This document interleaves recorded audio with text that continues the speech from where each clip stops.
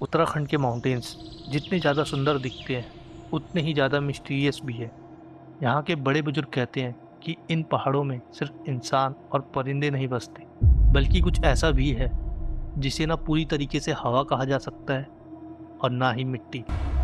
देवभूमि उत्तराखंड में जहाँ एक तरफ देवताओं का वास है, वहीं दूसरी ओर एक ऐसी काली छाया भी है जिनका जिक्र होते ही घरों के दरवाजे दोपहर में भी बंद हो जाते हैं। उन्हीं में से एक है मसान। मसान के बारे में कोई खुलकर बात नहीं करता। कोई इसे शमशान की राख कहता है तो कोई इसे वो साया मानता है जो अकेले रास्तों पर इंसान का पीछा करता है। पहाड़ों में एक पुरानी चेतावनी दी जाती है, दोपहर के सन्नाटे में जब हवा अचानक से रुक जाए तो समझ लेना कोई तुम्हें देख रहा है। ये बात हमारे गांव की है। हमारे गांव में एक व्यक्ति जिसका नाम भीम सिंह था, करीब दोपहर के 2 से 2:30 बजे का समय रहा होगा और पहाड़ों में धूप जब सर पर होती है तो एक अजीब सा सन्नाटा छा जाता है। भीम सिंह अपने घर का सामान लेने बाजार गए थे। उन्होंने अपने घर के लिए तेल, चावल और साबुन लिया और अपने घर की तरफ को वापस लौट रहे थे। पहाड़ों में बाजार अक्सर घरों से दूर रहते हैं और पहाड़ों में 2 से 3 किलोमीटर पैदल चलना एकदम आम बात है। वहाँ के लोग गाड़ी से आने जाने से अच्छा पैदल ही चलना पसंद करते हैं। जैसे जैसे भीम सिंह बाजार की भीड़ भाड़ से दूर होते गए, सड़क बिल्कुल खाली हो गई। उत्तराखंड के गांव वाले इलाकों में सड़क का खाली होना एकदम आम बात है, लेकिन उस दिन कुछ अलग था। भीम सिंह जब अपनी धुन में चल रहे थे तब उन्हें अचानक से महसूस होता है कि हवा की रफ्तार तेज हो चुकी है। देखते ही देखते आसमान का रंग बदलने लगा है और उन्हें लगा जैसे वो एक ही जगह पर गोल गोल घूम रहे हैं।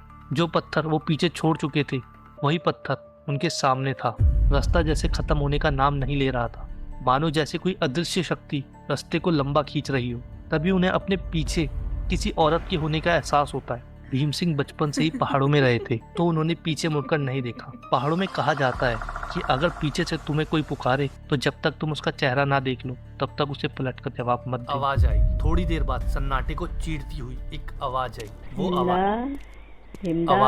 वो आवाज भीम सिंह के कानों में पिघले हुए शीशे की तरह ऐसी उतरी। वो आवाज उनके ही गांव की एक औरत की थी जिसकी कुछ समय पहले रामनगर से वापस लौटते वक्त बस एक्सीडेंट में डेथ हो गई थी। उसकी बस खाई में गिर गई थी और पूरा गांव उस समय उसके घर भी गया था। वो आवाज बार बार एक ही सवाल पूछ रही थी, अपनी बेटी के बारे में। भीम सिंह का शरीर पत्थर जैसा भारी हो गया था। वो आवाज इतनी असली थी कि उनका मन करा कि एक बार पलट कर देख ले, लेकिन रूह कांप सी रही थी। वो जानते थे कि जो पीछे से आवाज लगा रहा है वो कोई औरत नहीं हो सकती।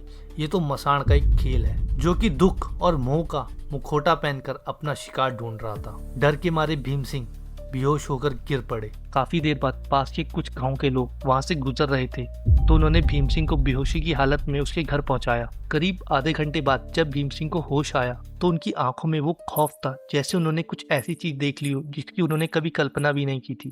कांपते हुए उन्होंने अपने घर वाले और गांव वालों को बताया कि कैसे उन्हें उस मृत औरत ने रोका और अपनी बेटी का हाल पूछा। आज भी जब कोई उस सड़क से गुजरता है तो उसे उस मृत औरत की आवाज़ सुनाई देती है और वो अक्सर अपनी बेटी के बारे में पूछती है। गांव के लोग जानते हैं कि वो सिर्फ एक माँ की आत्मा नहीं है बल्कि एक ऐसी अधूरी इच्छा भी है जो उस समय उस डेथ में मारी गई थी। इसीलिए गांव के लोगों ने उस सड़क किनारे एक मंदिर बना दिया। उस सड़क पे आज भी दिन के समय सन्नाटा छाया रहता है। हवा अचानक से तेज होने लगती है। लोग कहते हैं कि जब आप उस जगह से गुजरे, अगर आपको कोई अपना बुलाए तो पीछे मुड़कर मत देखना।